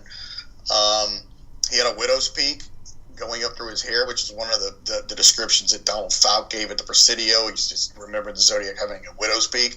Of course, Officer Fouke used the exact words, barrel-chested. That's like Popeye with this big natural chest that sticks out. Well, Don had that in spades. He had it when definitely had it in the mid-60s, because I've got a photo showing he's just very barrel-chested guy. He had all that going for him. He's got brown hair. Crazy. He wore glasses in the late 60s, which the sketch has glasses from the Presidio sketch. But going back to Don, it's just some crazy circumstantial stuff. And here's another one that I found on my own. He has his maternal. Well, first, his mother's maiden name is Fryer, and it's spelled F-R-Y-R-E-A-R, and that's pronounced Fryer. And there's a website called Zodiologist.com, and they talk about how strange it is when the Zodiac talks about Fry Night, F-R-Y night, for Friday night. And they say he never deviates from that. He never says F-R-I and then goes back to F-R-Y. It's always F-R-Y. And that site, really smart people run that site, and it says that it was very, very particular how he said Fry Night. Well, his mother's maiden name's Fryer. Wow. And crazier than that, his maternal grandfather, his first cousin, her married name was Mary Martha, get ready, Paradise. No. And guess how it's spelled? Oh, no. P-A-R-A-D-I-C-E. I can't explain how rare that name is as a surname. It is so rare, and it would have been even more rare back then as a surname. There was really only one family with that last name, and they were in the Denver area, and it's the same family that she married into. It's one of the most uncommon surnames ever, and it's like one in millions. And Don Cheney has a relative with that last name? What are the odds of that? Paradise, P-A-R-A-D-I-C-E, as a surname or a place name. It's so rare, it's insane, and it just happens to fall on Don Cheney, and even better than that, it would have been his richest relative by far on his mother's side, because this lady married a well-known architect named Frank Paradise. He was, they later lived in Pocatello, Idaho, and he designed these really great buildings. He was a really talented architect, and she also inherited a bunch of money from her mother, well, actually her biological father's, her uncle on her father's side had died, and inherited a bunch of money. She would have been by far his richest relative, and I don't know if any of that money made it to her, her cousin, which was Don Cheney's maternal grandfather, or not, but he would have definitely been aware of someone like that with that crazy name and the wealth she had. So it really moves up the ladder, the fact that he would have had knowledge of her and that weird last name. I can't tell you how rare that name is. And for it to, that's what, like, probably Zodiac's favorite word, my slaves in paradise. And of course, the play on words, that weird spelling of paradise. And that happens to be his richest relative on his mother's side. It's just, that's I mean, bizarre. I know police don't believe in this kind of coincidences. With you have Paul Avery, you've got the Mikado, you've got the fact that he can draft, you got the fact that he can sew, he can make leather items, he's got paradise on his mother's side like that. He's got, his mother was Fry Knight. I mean, there's just way too much going on just to be, people can accuse me of having confirmation bias, but I found out these things about Cheney after my book was written. I mean, I already made a great case for this guy before I knew Paradise, before I knew he was in the Air Force for 2 years, learning navigation, compass rose, and the thing with Avery. It's insane. One of our viewers, 24 Baby Bull, said Cheney's DNA didn't match. He said they tested That's him. That's correct. Well, because because remember what I said earlier, the DNA came from outside of the stamp. Could have been anybody's, and for that matter, Arthur the Allen's still in play, or anyone else tested against it. It's a very weak sample. I think it was Cindy Smith or whoever the head of the SFPD lab. There was a TV show about it that was on, and they were really misleading about it. But the fact is that sample comes from outside of the stamp, not underneath the stamp. If it was from underneath the stamp, well, then you've got legitimate Zodiac DNA. And like I said, Arthur Lee Allen was tested against that sample. It was actually from Arthur Lee Allen was a sample of his brain, and it came back negative. No one's ever been a match to this 4 out of 9 DNA marker, by the way. Because if a known suspect did tie into that, well, then you probably got your man. But the problem is it came from outside of the stamp. That DNA, I honestly think Don got lucky. I mean, that's simply said. The DNA that they have came from outside of the stamp, not underneath the stamp. So without the DNA, even if they did get the DNA, how would they connect that to the murders? He didn't touch any of them. That's true. I mean, that's why you were able to get Joseph D'Angelo at the Golden State, because he was a rapist and left all these genetic material behind. But the Zodiac did not. He did not rape anyone. He didn't leave anything behind. I mean, all you have is those stamps, and it's extremely difficult to get DNA from under a stamp, from what I know. I think that's why you mentioned earlier Vallejo trying to do the same thing. Every time they bring it up, they talk about from under the stamp. I would assume that the letter flap would be the same to cut that out. It's the way they cut out that little piece and try to get it, but it's extremely difficult. And a lot of those letters, by the time DNA came around, were so old. They were written in 1970. In late 1969, this stuff is already really old and degraded. There's just no confidence in it, and I think that's why the Vallejo was unsuccessful. It's been 2.5 years since they announced they were going to try to get one, and they still haven't done it. With the Golden State, Joseph D'Angelo, it didn't take long at all because they had such great material, and they did the genealogy DNA, as they call it, and they found an ancestor and traced it down. I just don't see that happening in the Zodiac case. I would love it if they did. It would be great. If I'm wrong or not, I'm ready to deal with it. But I'm telling you, there's no other reason why Don Cheney says that he licked Arthur Lee Allen's letters. And another thing to bring up about that is, you could just say, okay, this is just this old guy Don. He happens to have a lot in common with what you think the Zodiac would be.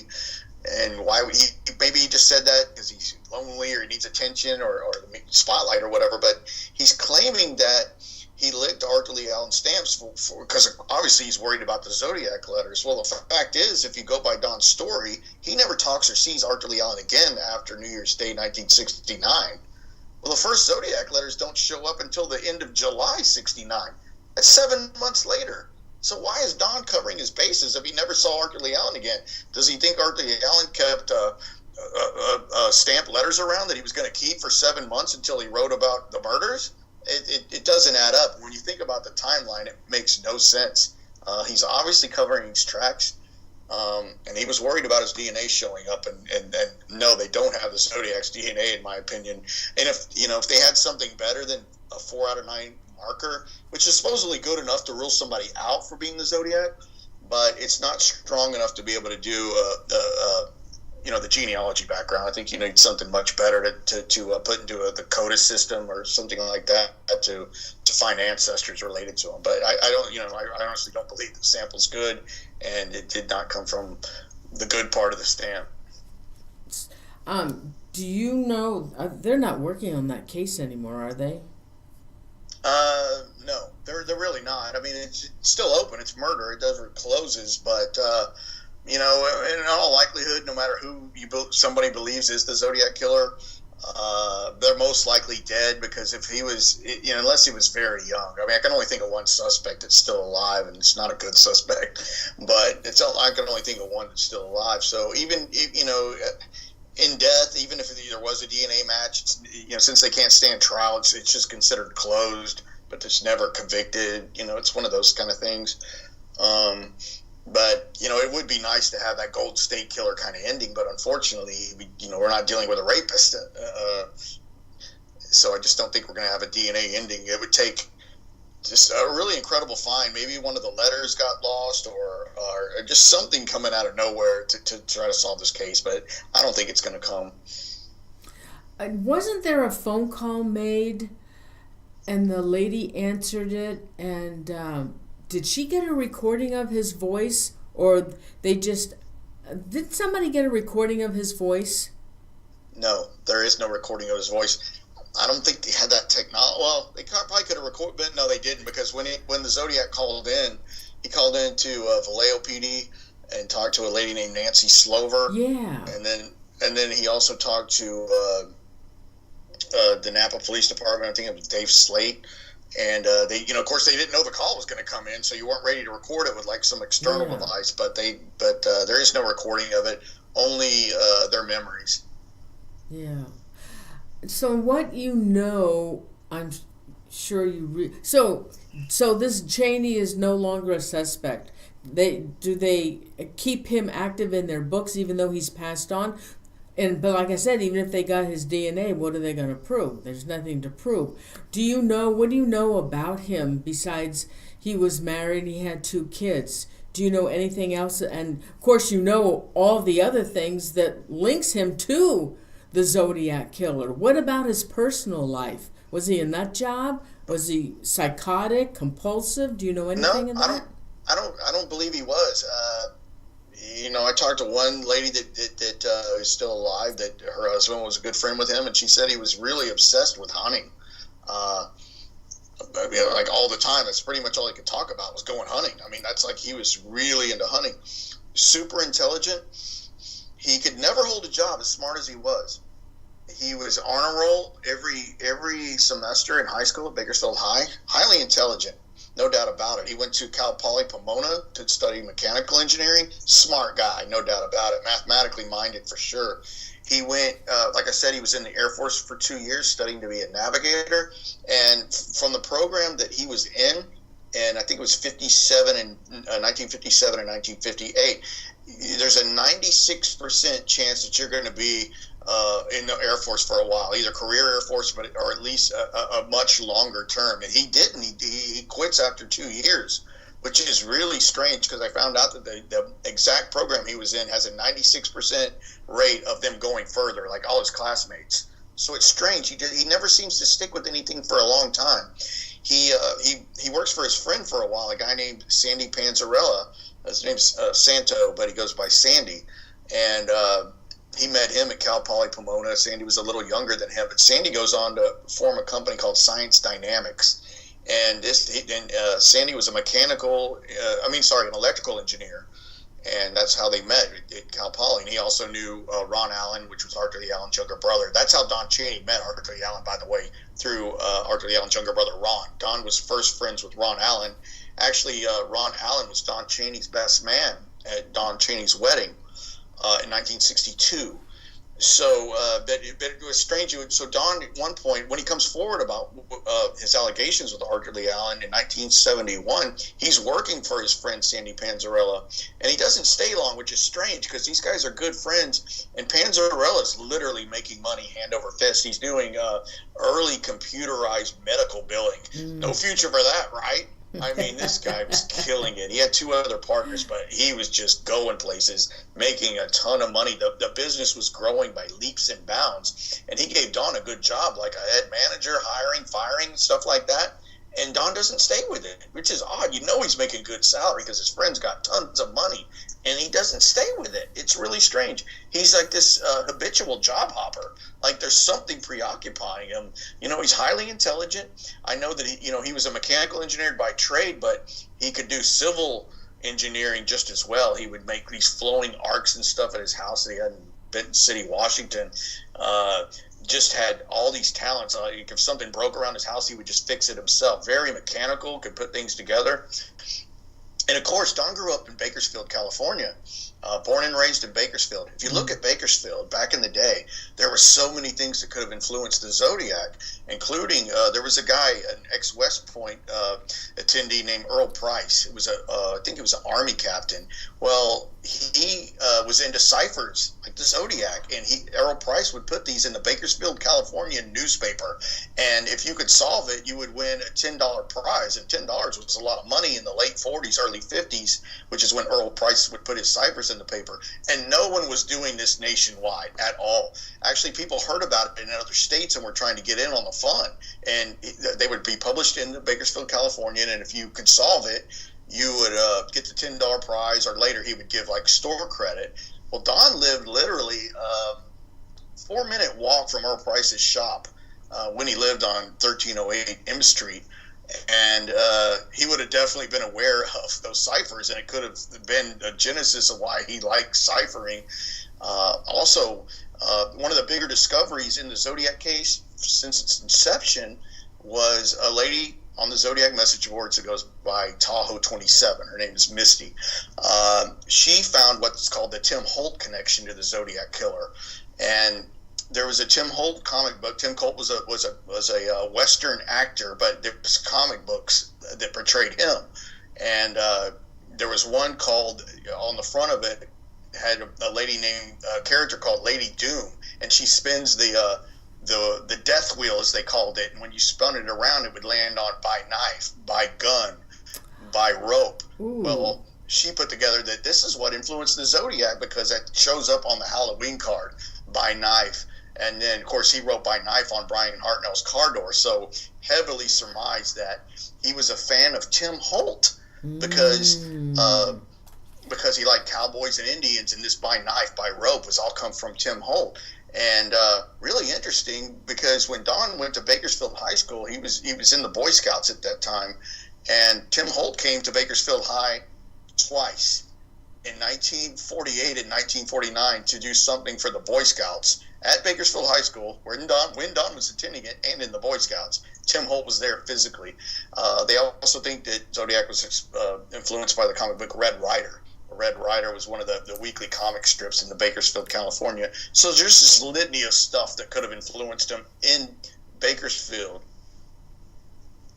Wow. Well, so now wasn't the last letter they received from the Zodiac in 1971? 1974. It was the last, what everyone seems to agree upon was authentic Zodiac correspondence was called the Exorcist letter, where he writes that he saw the movie The Exorcist and it was the best satirical comedy he had ever seen. There was some more correspondence after that, but all that stuff that came after the Exorcist letter is up for debate, and if it's authentic or not. And so this Arthur Allen and Cheney, were they in the area in 1974? Arthur Allen was in the area his whole life. He was still living at 32 Fresno Street in Vallejo, which seemed to be ground zero for the Zodiac. In general. It would be Vallejo, Blue Rock Springs, close to Berryessa and Lake Herman Road, not too far away from Lake Berryessa. But Arthur Allen was in Vallejo his whole life. And what about Cheney? Cheney, Cheney moves to Pomona, California, which is notably right next to Riverside, right? Where his in-laws were from. He, after Panzarella, I don't know exactly where Cheney is for a good part of the mid 70s, because it sometime during the late 70s, his wife moves to the East Coast with his 2 children, and Cheney stays on the West Coast, which is kind of interesting. I think he goes back there a little bit to visit, maybe lives there for a little while, but eventually winds up living at Benton City, Washington, where he lived when he died. Approximately what year did he leave the Bay Area, or our area here?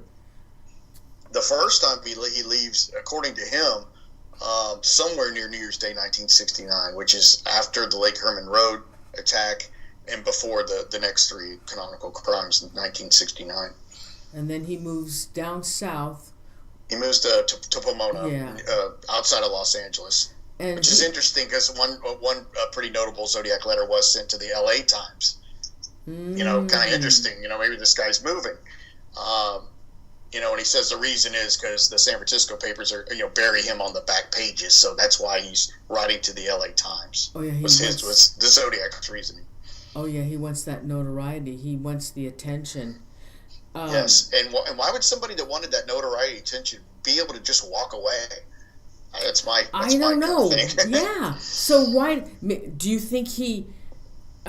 But you said he died in 2007 or something. 2009. Okay, so he couldn't have had cancer that long before he died. No, but something stopped him. He froze to death. I mean, that's why he died. He died of exposure. Oh. He wasn't doing very well physically. He was 74 years old, but he literally fell off his porch. It was a cold night, Benton City, Washington. I think the date was November 9th of 2009. Very cold night. He fell off, couldn't get back up, and he literally froze to death. Well, no, when he left and went down south, the murders stopped here that could be connected to the Zodiac. He goes down south. Down south, were there murders that could have possibly been the Zodiac? Did they have the same MO? No, most of them. There was some murders down south, but they were prior to him moving back down south in the Los Angeles area. Like I said, the cab driver, Ray Davis, which seems to have some hallmarks of the Paul Stein shooting, that happened in Oceanside, California, closer to Los Angeles in 1962. So these are prior to him moving back down. But at that time, in 1962, he was living in Pomona, because that's where he was attending college. Met his wife there. She was, from Pomona. And she was going to a different college, but he met her while attending Cal Poly Pomona.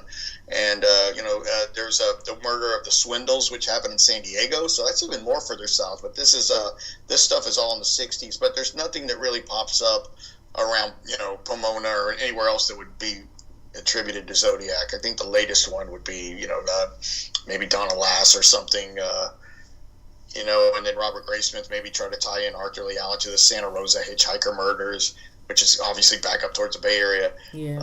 But nothing really like that after he moves south. So why do you think he stopped? I think he got close to. I think Paul Stein was the last murder.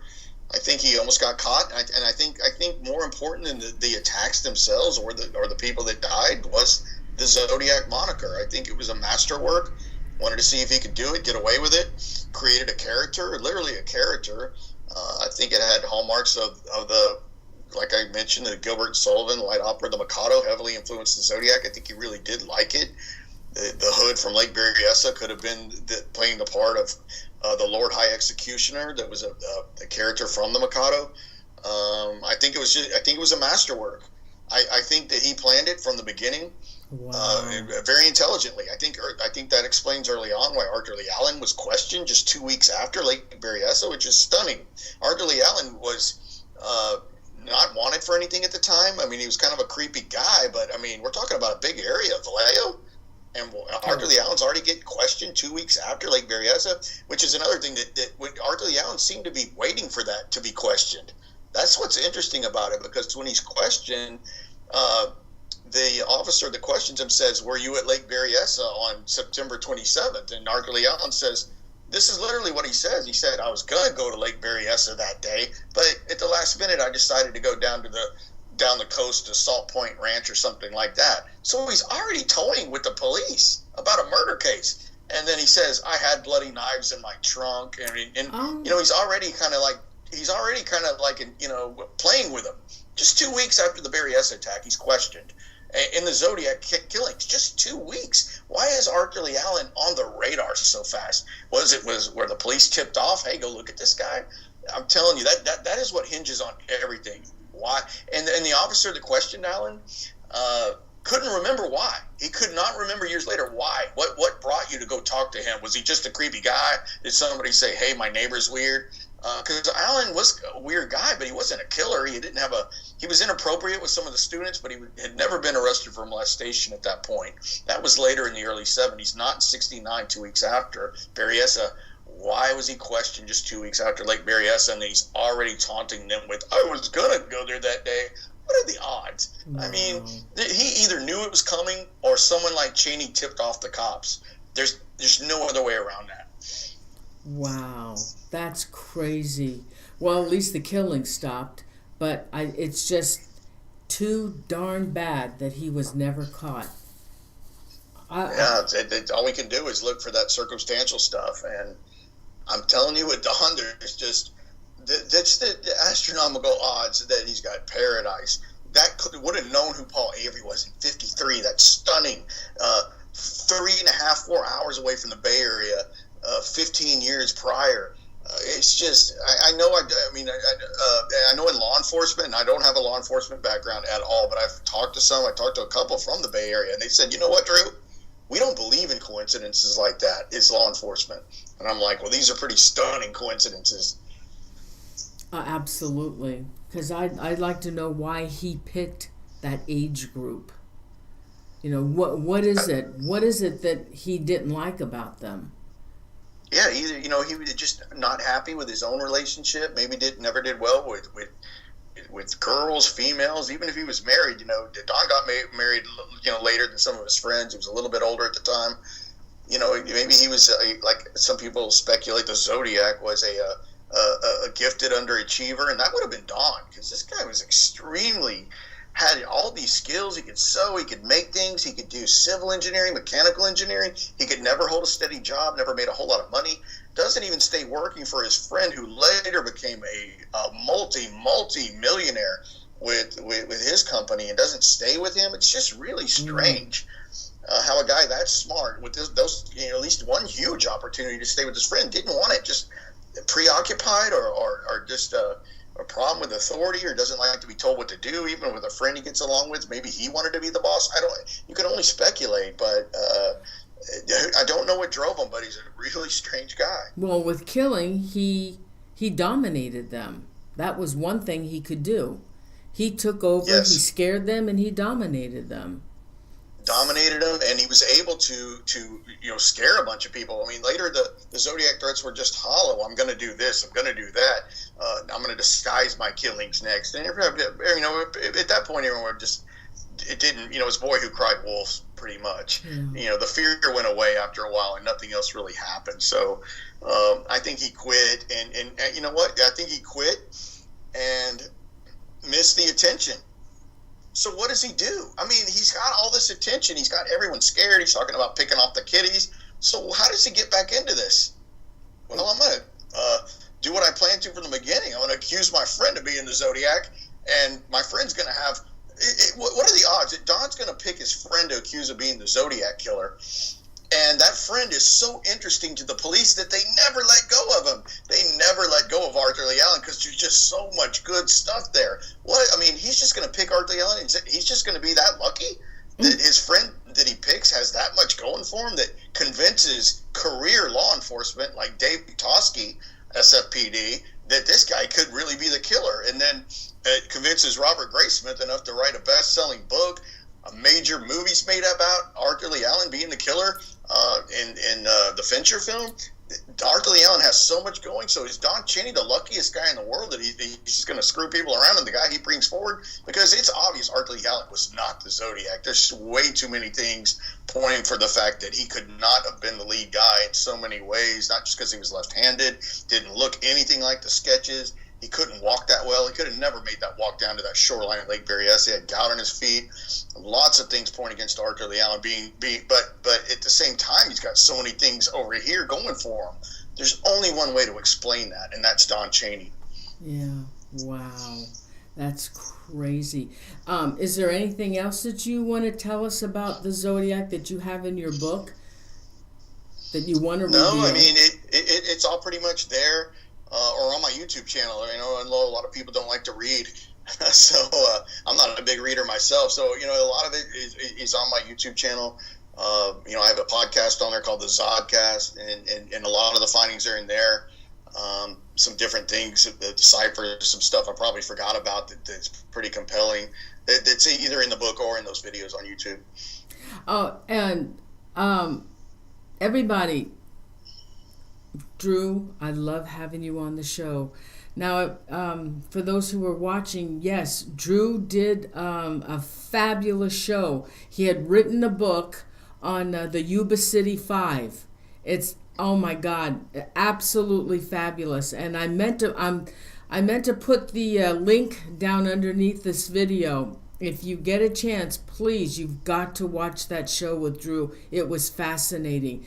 That case is unbelievable. It's crazy, and Drew did a fabulous job on that show. Now, are you writing another book?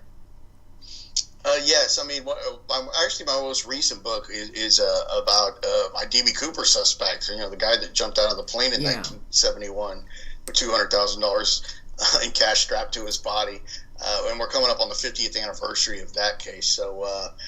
That was my latest book, was about D.B. Cooper. It's called Paratrooper of Fortune, about my suspect for D.B. Cooper, a Vietnam commando named Ted B. Braden, which I'm really getting kind of back in that and still researching that case, even though the book is out. But the next one's it's going to be a little different. It's kind of like an environmental deal, kind of an Aaron Brockovich type thing at a school that my sisters actually went to, where a lot of people that attended back in the day got sick and different diseases and stuff. So I think that's going to be the next one. A little bit different for me. Oh, yeah. Let me know when you write another thriller book on a, mass murder, serial killer, or some mystery, because the viewers love those books. They love that topic. Absolutely. I'd love to know. Anyway, the show was fabulous. Thank you so much. And we made it. Thank you. Yeah, we did. That's crazy. I just thought of that. We didn't, not one glitch. Yeah. That's amazing. That's great. No. Oh, thanks, Drew, so much. Everybody, please, you've got to go to his channel. I have the link at the bottom of the video. You've got to go check out his channel, his YouTube channel, and also his books. He's got some fabulous books. So Drew, thank you so much. You're welcome back anytime. Let me know when you're writing another or even if you haven't written a book on it and you want to talk about a case that you're really interested in, you've done your research, let me know. Absolutely. We'll do a show. I got a few in mind. The disappearance of Brian Schaefer is one that I'm really into. The guy that went missing at the bar, the medical student at Ohio State. It's really fascinating missing persons case. Really? Okay, send me the link to that. I don't know anything about that I will. case. I did a video on it. I'll send that to you. Oh, okay. Well, I'll go to your channel. Is it on your channel? It's on my channel, yep. It's called Disappearance of Brian Schaefer. Wow. Drew, thank you so much. I just love having you on the show, and it was such a pleasure to have you back. Thank you so much. You have a great weekend. Thank you. You too. Thanks, Norene. Enjoyed it. Thank you. Channel? It's on my channel, yep. It's called Disappearance of Brian Schaefer. Wow. Drew, thank you so much. I just love having you on the show, and it was such a pleasure to have you back. Thank you so much. You have a great weekend. Thank you. You too. Thanks, Norene. Enjoyed it. Thank you. One friggin' mystery about the Yuba City 5. Cheny? It's on my channel. I got a show next Thursday. Disappearance of Brian Schaefer. Wow. Do you guys Thank remember Drew, Anthony thank you so Sanchez? much. I just love having you on the show, and it was such a pleasure to have you back. Thank you so much. You have a great weekend. Thank you. You too. Thanks, Norene. Enjoyed it. Thank you. Friggin' mystery about the Yuba City 5. Cheny? It's on my channel. I got a show next Disappearance Thursday. of Brian Schaefer. Wow. Thank Drew, thank you so much. I just love having you on the show, and it was such a pleasure to have you back. Thank you so much. You have a great weekend. Thank you. You too. Thanks, Norene. Enjoyed it. Thank you. Friggin' mystery about the Yuba City 5. Cheny? It's on my channel. Disappearance of Brian Schaefer. Wow. Drew, thank you so much. I just love having you on the show, and it was such a pleasure to have you back. Thank you so much. You have a great weekend. Thank you. You too. Thanks, Norene. Enjoyed it. Thank you. Friggin' mystery about the Yuba City 5. Cheny? It's on my channel. Disappearance of Brian Schaefer. Wow. Drew, thank you so much. I just love having you on the show, and it was such a pleasure to have you back. Thank you so much. You have a great weekend. Thank you. You too. Thanks, Norene. Enjoyed it. Thank you. Friggin' mystery about the Yuba City 5. Cheny? It's on my channel. Disappearance of Brian Schaefer. Wow. Drew, thank you so much. I just love having you on the show, and it was such a pleasure to have you back. Thank you so much. You have a great weekend. Thank you. Anyway, guys, thanks so much. I did some mystery chat about the money City from 5. Alpha. Cheny? Thank you so much. I had a hard time. Wow. Drew, thank you so much. I just love having you on the show, and it was such a pleasure to have you back. Thank you so much. You have a great weekend. Thank you. So anyway, let me thank you so much. I did some mystery chat about the mod City tonight. 5. Secretary, thanks, honey. Thank you for being here tonight. Let me go back. Drew, thank you so much. I just love having you on the show, and it was such a pleasure to have you back. Thank you so much. You have a great weekend. Thank you. Oh no. Anyway, let me thank you so much. I did some mystery about the City 5. Secretary, thanks, honey. Thank you for being here tonight. Let me go back. Thank you so much. I just love having you on the show. Okay, I better end it then because I don't know what's going on. It looks like it's frozen. Okay, guys, sorry, I'm going to end the show. There's an issue with it. Is it looping?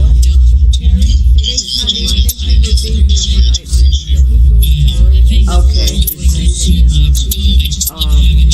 Okay, I better end it then because I don't know what's going on. It looks like it's frozen. Okay, guys, sorry, I'm going to end the show. There's an issue with it. Is it looping?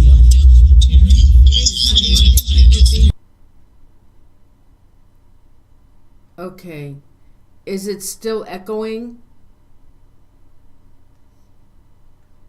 Is it still echoing?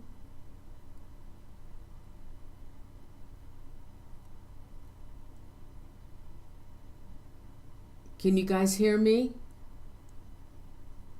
Oh God. Okay, I don't know what it is. I'm going to end it. Night, everybody. I love you. See you next Thursday, okay? Have a great weekend. Night, everybody. Night. I don't know what's going on. Good night.